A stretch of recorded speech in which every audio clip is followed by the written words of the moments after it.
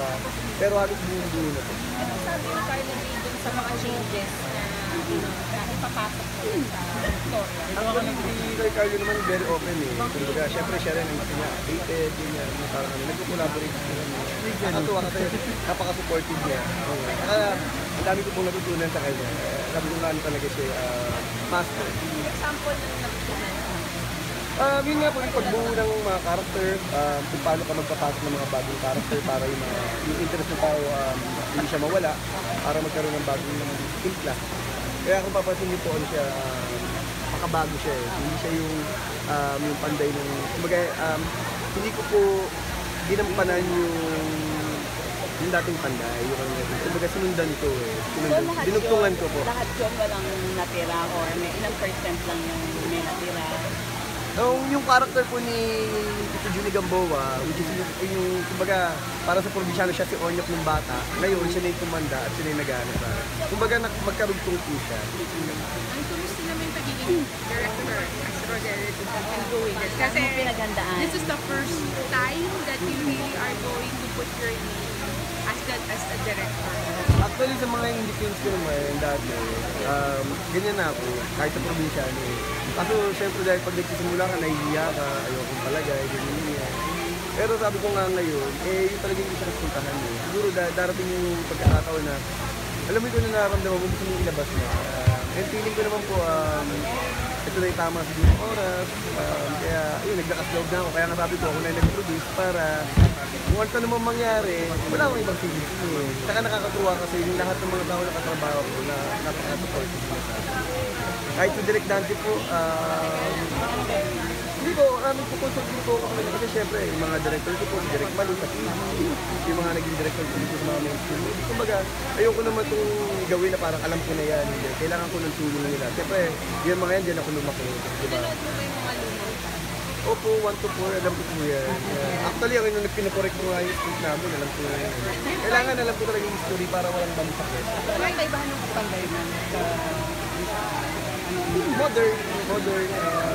Siyempre, nakahabot ko nga yung unexpected hero. By chance in the future, kung may susingit na ba ang pagiging filmmaker in the media, going through properly. Although, I think right now, hindi pa dahil binabalasin mo yung binabalasin yung challenge. Honestly, gusto ko, siyempre, kaso, yung oras, pero, minsan kasi sabi nga nila, alam mo, mas iba kasi natuturo kapag ano ka nasa ground yung experience kaysa yung by the book. Pero syempre kailangan ko mag-aral pa rin yun. Like kailangan mga technicals, mga ilaw, ganyan, kailangan ko talaga ano yun. Pero as of now, gusto kasi yung pinahihirap ko yung God's will, yung ano ko. And then, Anong mag-promise mo na ngayon dahil babalik ka na as part of the MMFF despite of what happened last year? So anong mag-promise mo for Christmas? Anong type of panday ang syempre, sabi ko nga, kumataas ang panlasa ng mga manonood. Una may mga kalaban tayo mga kaibigan. Siyempre kahit na paano, hindi tayo dapat nagpapaiwan sa mga ganun tayo. Sabi ko nga in terms of yung mga effects, diba? Kailangan natin pagandaan yun. Sabi, ko nga yung storytelling. And siyempre gusto ko talaga, kapag ito pa yung kaunawa ng pag-director na gusto ko talagang ayusin na kahit na paano, balang araw, sana mapag malaki ko, sana magiging malaki. Gawa na lang message mo sa bumubuo ng MMFF kasi syempre nagkakawatak-watak na yun sila. Ano yung gusto mong sabihin? Sana maayos. Kasi sabi ko, ginagawa naman natin to para sa ating mga manonood. And then alam ko naman maayos din yan. Lahat naman lagi may ganyan, last year may ganyan din. Pero ang importante sa ating yung mga ikinukonsidera natin, sino ba yung mga tao mapapaligaya natin? Para kanino ba yung ginagawa natin? And then, yun na. Oo, yun na sana ang ano yun natin. Para sa industry. reaction mo doon sa mga nag-resign? Kanya-kanya kasi opinion eh. Mayroon yung bigay ng sarili kong opinion dahil maaaring mali ako. Pero yung kasi yung mga yung MMF, balik pa rin balik sistema sa last year. So, ay yung balik sistema sa kanya-kanyang mayroon yung salita eh. Pero ako naman sabi ko nga, basta importante lang kung makapasok tayo dito, kung hindi ngayon nakapasok tayo, pagbutin din natin para walang masabi sa atin. At maging mas ulit naman yung babayad sa atin ng mga mga. Sa tingin niyo ba may controversy sa anomaly sa pagpili? Hindi ko na po alam eh, hindi ko na sa pagkakaalaman. Then bakit Ronaldo ang gagamitin mo sa best? Rodel, naisip mo si FPJ, diba? Hindi, yun po kami totoo kong pangalan. Yun, mas ito kami totoo kong pangalan. Kasi syempre pag umaarte ka at least may screen name ka, iba naman yung pag-ito. Kasi kami din si FPJ na ginagamit yung totoo. Ay, yung totoo ang ginagamit ko. Hindi, si FPJ is Alan, ano siya Ronald Alan Cole. Pero Ronaldo ang ginagamit. Ronaldo. Close din sa real name na talaga. So parang pattern na pattern kayo. Ewan ko lang kasi nung nasa indie pa naman ako, kahit na nagka-crowd director ako, yun pa rin naman ang ginagamit ko. Una, honestly, kaya ako nung nasa indie ako ginagamit ko rin kasi nahiya ako sabihin na ako. Para hindi alam ng mga tao. Eh, ngayon, ayun na yung sinundan ko na siya. Medyo.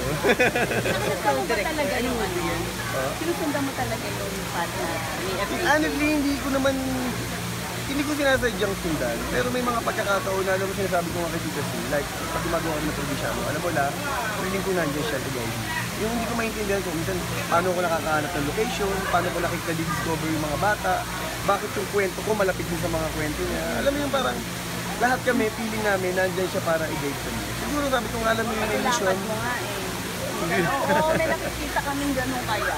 Ayun lang, siguro sobra ako nagpapasalamat kasi alam mo yun, sabi ko nga, hindi ko naman alam kung saan ko nakuha to, yung kaalaman na to. Pero yun, lumalabas.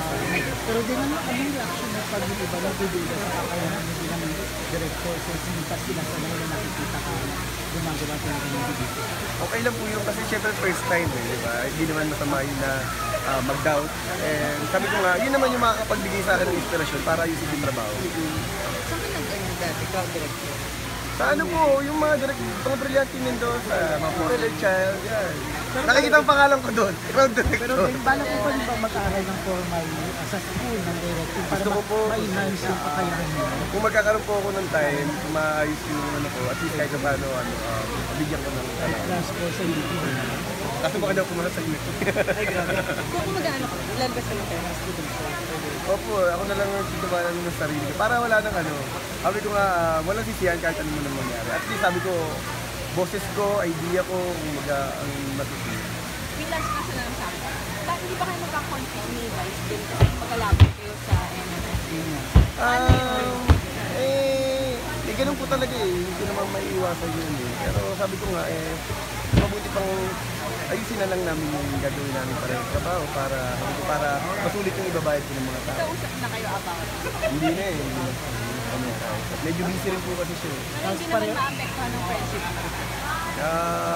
Mahaba pa po tatakbo yun. Tingnan natin. May possibility. Pareho kayong may beauty queen na kapareho. Oo nga. Yun nga eh. Tingnan natin.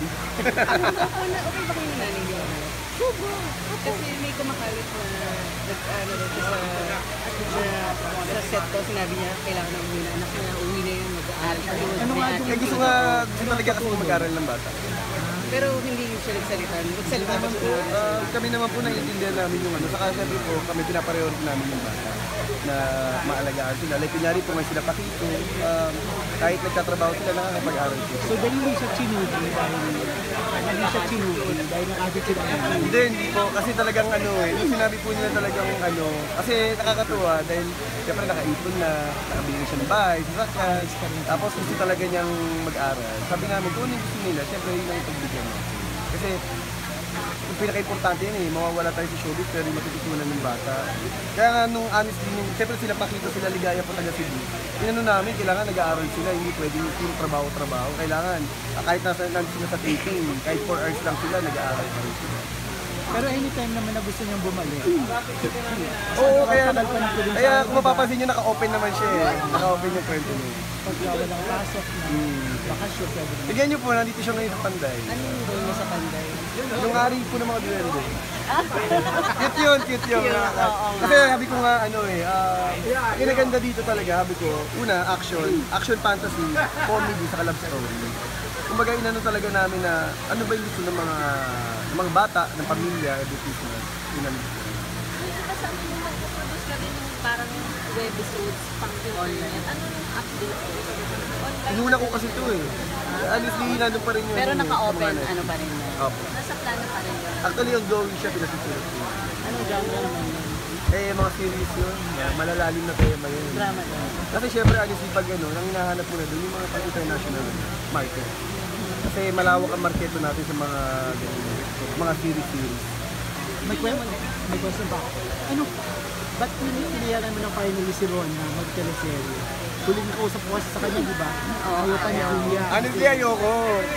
Pero may sabi ko kasi nung nakita ko na siya, napanood yung Padre de Pamilya niya, ay yung Pamilya Ordinary niya, ibang mga ano niya, sabi ko, at least ready na siya. Kasi nung una kasi ayoko siya isabak ng Gatilian dahil. Honestly, ayoko yung pag-artista niya.